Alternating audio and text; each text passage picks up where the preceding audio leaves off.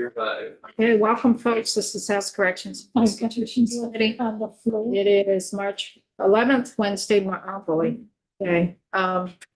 Okay, Haley, I may put you off for 5 minutes. Okay, Okay? that's fine. So you can get off. Why don't you just stay where you are? Yeah, you can sit right there, Ann.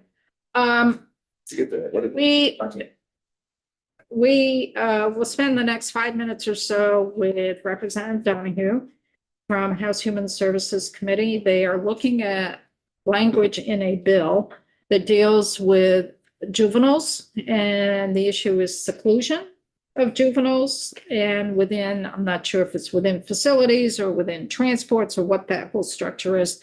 But they were also reached out to me yesterday about DOC for juveniles that may be held in our correctional facilities. By law, they are required to have sound and sight separation if they're being held in one of our correctional facilities, which is basically seclusion. And they wanted to know how the practice of DOC intertwines or violates what they are looking at upstairs. So they had DOC in yesterday up at Human Services, or you reached out to touch base. So Ann, I'm going to turn it over to you. If you can explain to us what you're looking at, where you are, and if you could introduce yourself. I can, and I realize this is online, so I brought paper copies. We recognize that trying to say that the policy about dealing with children should apply in every location was not rational, because the Department of Corrections deals with a whole different environment and how they kind of can't do things. But we thought there'd be a real value for correction and DCF to sort of, meet together and talk about what are the things that DCF has some expertise in that they could discuss and say, are these things something that would be viable when you have a minor in a sight and sound in terms of restraint and seclusion, so that they could kind of learn from each other and look at what they might be able to implement in a correctional facility for minors. And DCF was, more than willing to do that. So I spoke yesterday with the Department of Corrections, who said yes, they would be willing. They did the language that I had originally drafted with Ledge Council. They actually had caught some excellent observations on the way it was worded. One is that the reference to the risk of psychological trauma it didn't seem connected to restraint and seclusion, so it could have applied to all sorts of practices, which was not the intent. But also the very astute point that to say prevent trauma, you don't have to prevent trauma from these things. Being in prison is traumatic. You want to minimize it. So what are the practices that might be able to minimize it? So we made those changes, and I did send a copy of the language to Haley and the commissioner. And so this is the current proposal. It's just about them meeting and bringing a report back regarding the use of restraint seclusion on minors who are detained in DOC facilities and the potential means for reducing physical and psychological trauma from restraint seclusion. And then there's groups that would be providing input.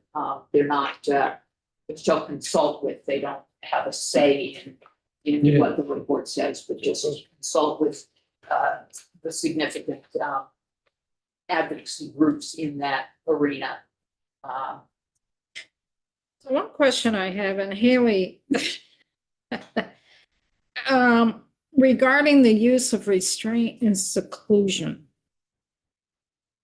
when the juveniles are held in DOC, we don't usually use that terminology, restraint and seclusion. That may be in your world upstairs, but in DOC, we don't use that terminology.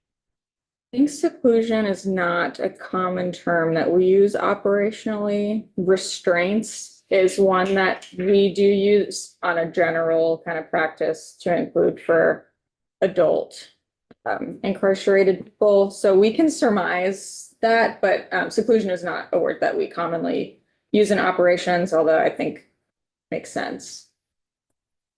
It's really what we do for juveniles who are held in a correctional facility because there's no other placement for them. And they're under the age of 17, 18? Depends for the Sight and Sound, it depends. It's automatic for 8 or 17 and younger. 18 can become a little amorphous depending on the interest of justice hearing. Right. So say 17 and under, it's sight and sound separation. Yes. That's how the terminology is. It's not restraint and seclusion.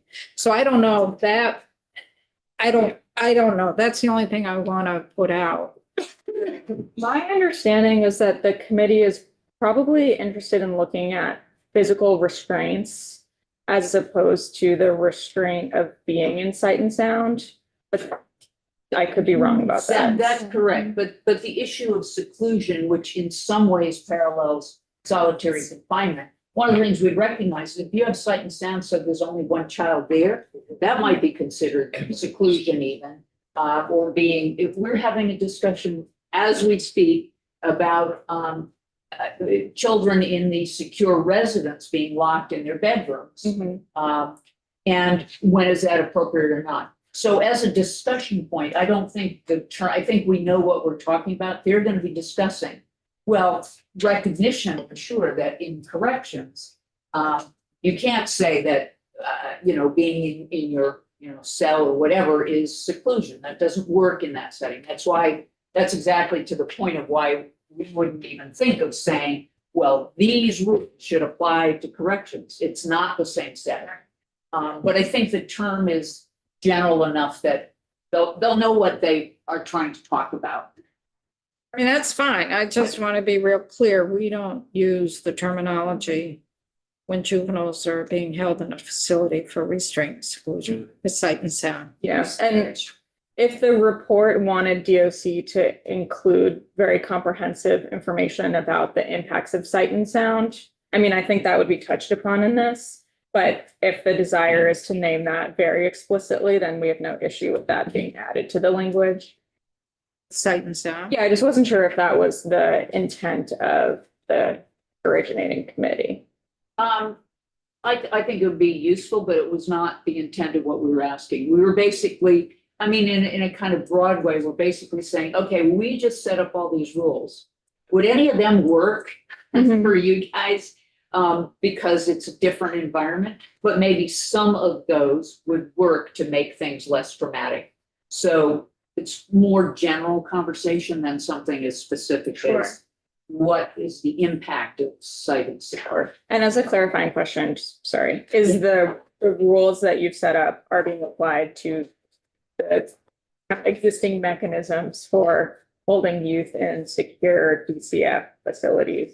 Yes, there's only one. Yeah. There's only Yeah. one, Red Clover. Yeah. But we have exceptions to the general rules for Red Clover, recognizing there's more security. Got needed. So even for that, we said, but there's a different rule for this setting in some certain situations. Okay, I'm just curious. I mean, I'm okay with the language. I think DOC is fine with the language. I just was concerned about that terminology.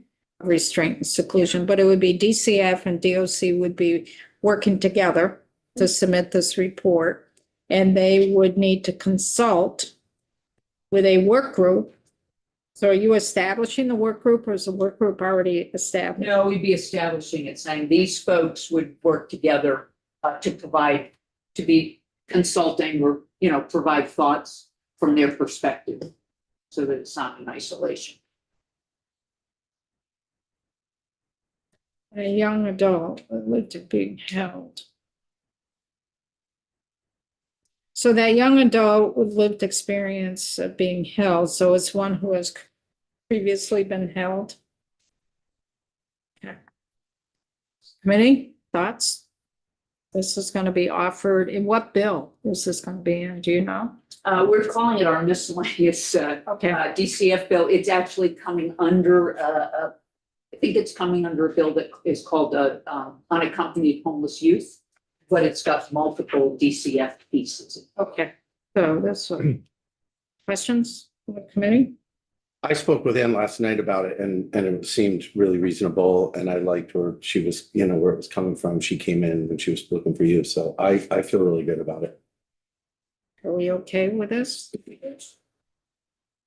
Because it would be important for the committee upstairs to know that we're okay with this because it does deal with DOC and it would need to be indicated in the floor report that we did look at this, that we're on board with the language or not.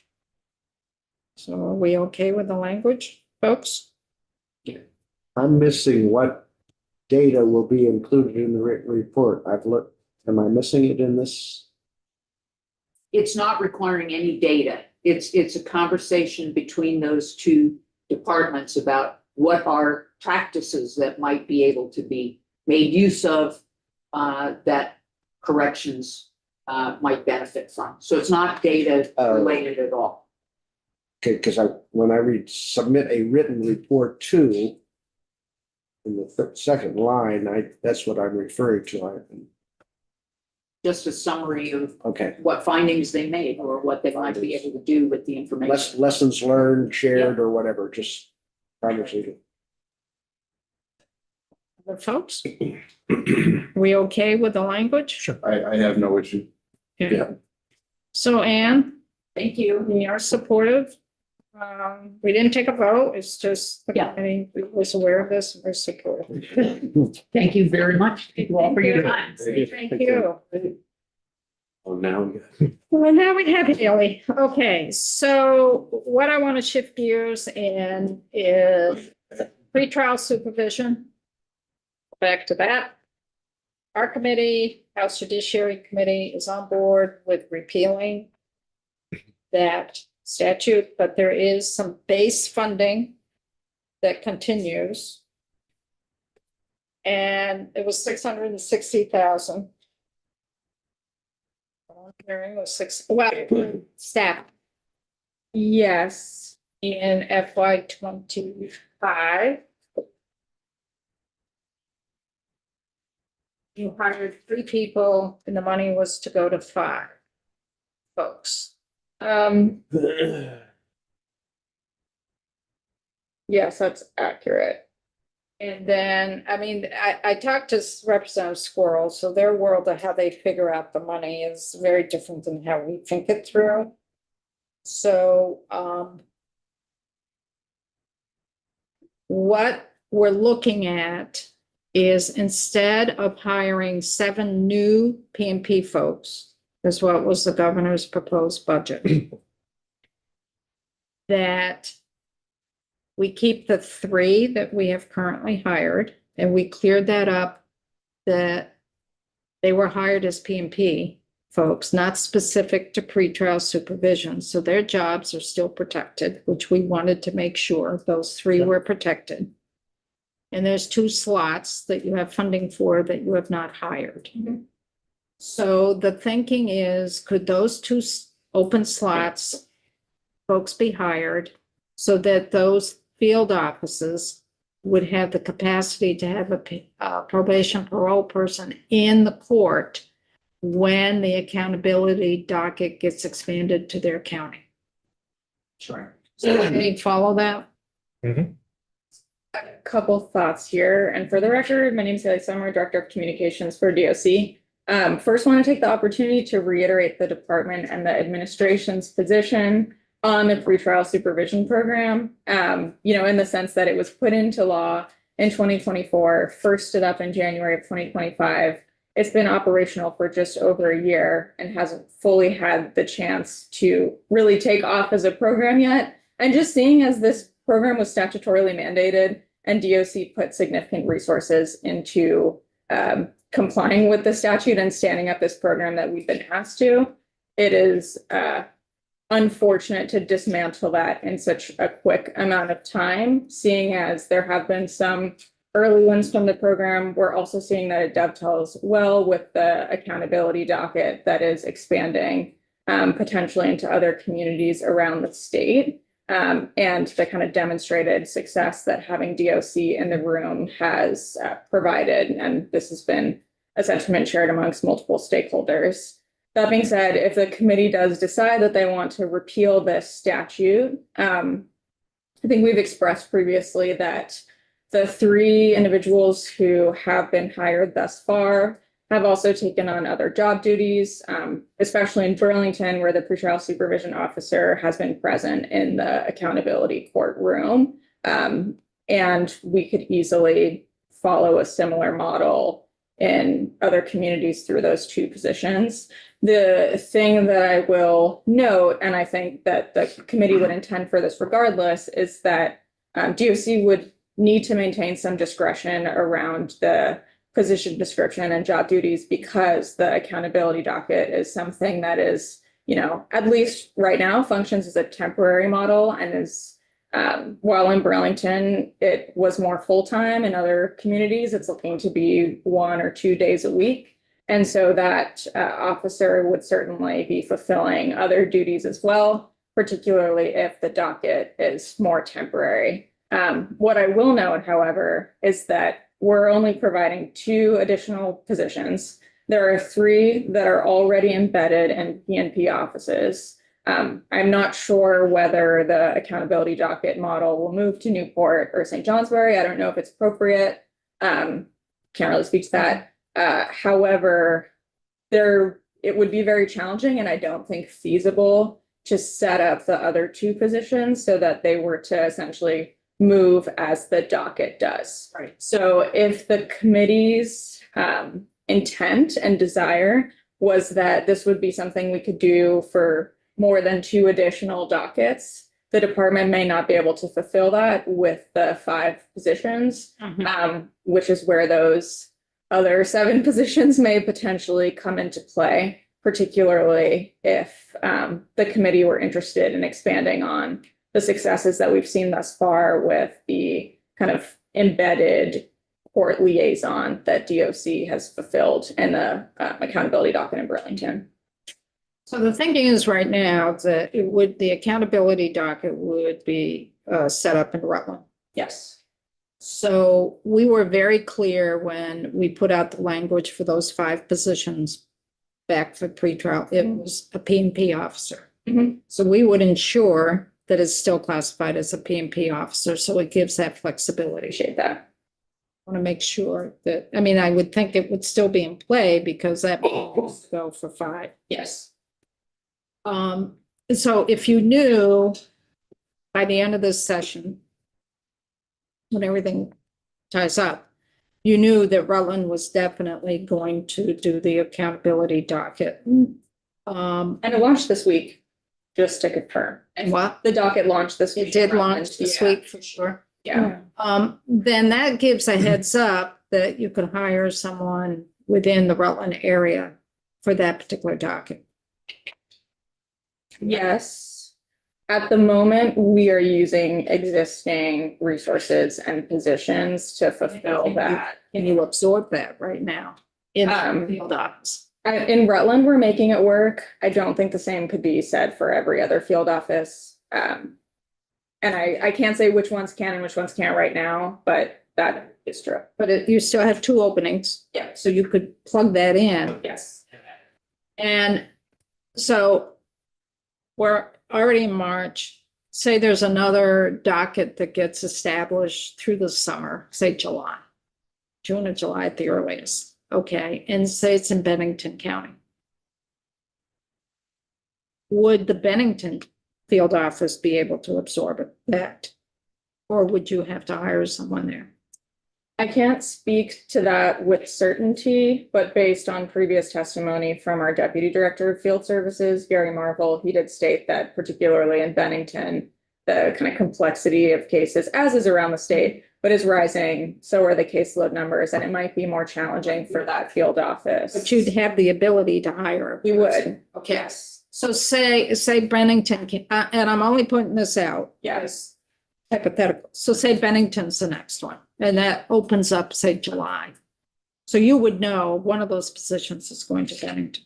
So say in the fall, come fall, October, November, another county, it could be Windham County or it could be Windsor County. What they're looking at is Rutland, Bennington, Windham, Windsor, and Washington. Okay. So say it's either Wyndham or Windsor. Windsor has 2 field offices. Wyndham has 1. And the Windsor field office is right near the Wyndham town line, county line. Would you need another position? You got 3 field offices right there. Would you need another field position? If it were to expand to, Wyndham or Windsor?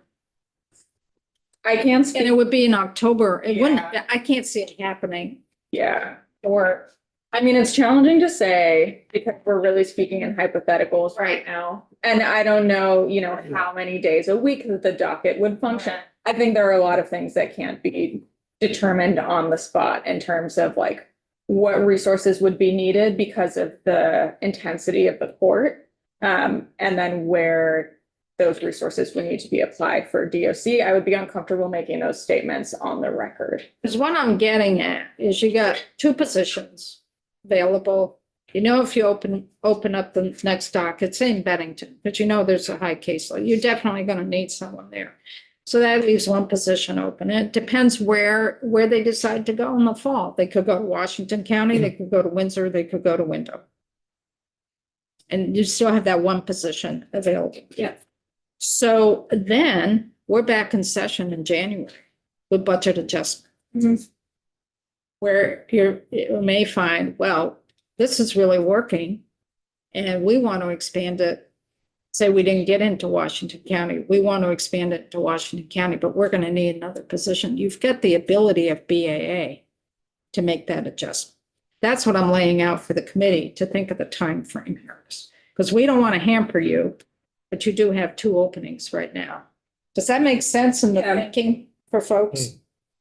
Joe? Well, that's the other, thing we've heard is that, in these kind, Bennington County has less than 40,000 people in it, so it's less than a quarter of Chittenden.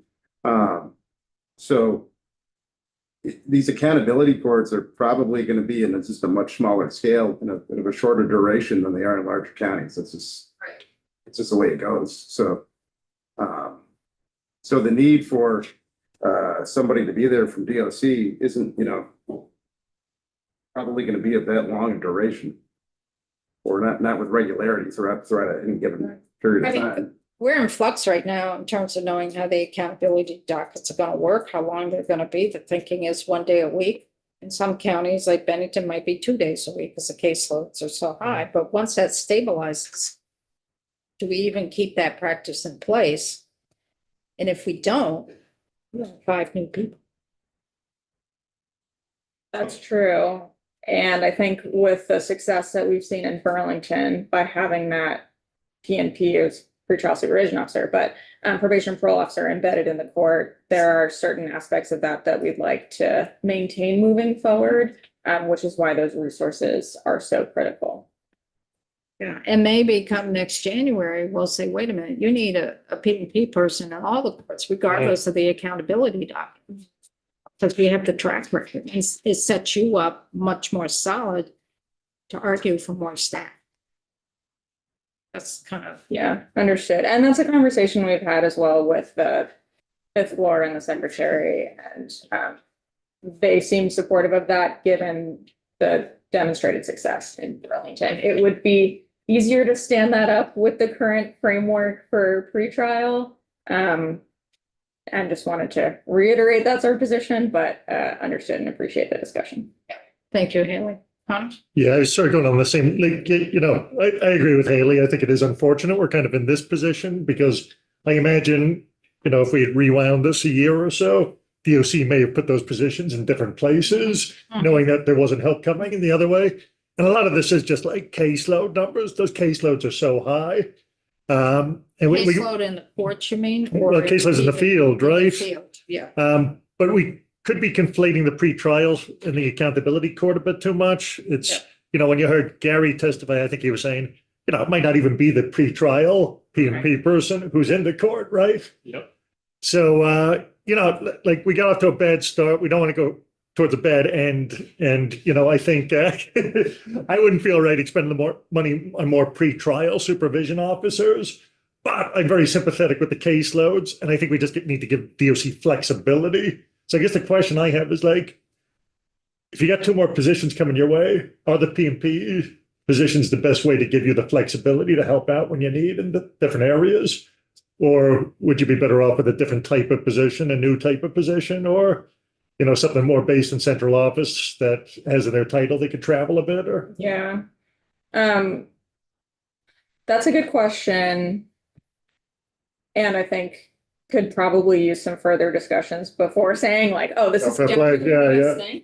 However, given kind of the current infrastructure that was set up, having those officers, and you know, in hindsight, I'm very glad that the decision was to allocate those new positions as probation and parole officers instead of pretrial supervision positions. That would have put us in a very difficult position. But I think having those positions right now as the probation and parole officers does provide us enough flexibility, especially if we're talking about the kind of work that's going on in the field and the role that they've been playing in the courts as kind of court liaison. I mean, I have no doubt you'd use all 12 positions, right? We would. You would use them. We would do It's, I think doing it under the pretenses of pre-trial, to me, it just Yeah. feels dishonest because we're not going to get those numbers. Yeah, it's, Yeah, understood. And I think that would likely need to be restructured as it seems right now, based on what has been successful and where the state is looking to move, that those positions would look a little bit different in terms of their base job functions. But there would still be the flexibility needed for the future. thanks, Cindy. Other questions? So the committee would support keeping the funding in for those two positions. Because I've got to relay that to both Representative Luan as well as Representative Squirrel, because they've got to get the budget out this next week. Not this week, but next week. So they need to know. Yeah. I liked where Connor was going. If those are not the right positions to add, because they're not flexible enough, how long would it take your team to come back with an answer that says, no, we would prefer something else? You know, I think for the functions that we're describing right now, probation and parole officer really would be the most suitable option for that. This is different, but we do have a very flexible team in the central office that provides primarily support to the facilities and hospital coverage support. I don't know that this type of model would make sense. I think that the probation and parole officer that does. That being said, we only have those 5 positions, so it's not something that could be applied equitably statewide as a result. But it sets the groundwork. Yes. That's what I'm looking at. It at least sets the groundwork so that come January, you might be in a better position to advocate for more staff. Understood. Because I want to make sure you have enough staff. I want to make sure that the classification is P&P officer to keep that flexible. Yeah, and we appreciate that, and we also really greatly appreciate the committee's commitment to maintaining those 5 positions, particularly the 3 that are already filled by DOC employees. Much appreciated. Anything else? So I will relay to both the chair of Judiciary and Representative Squirrel that we're supportive. We need to keep those 2 currently open position with the funding intact so they can hire 2 folks going forward. Make sense? Right? Okay. Thank you, Haley. So at 10:30, John is due in here. Have we heard anything from John yet? Yeah, you can head up now. Oh, all right. Fine, I've turned on to Senate Judiciary at 10:55, but I'll be here before then. Okay, so great. So we're still on YouTube. Can we kick off of YouTube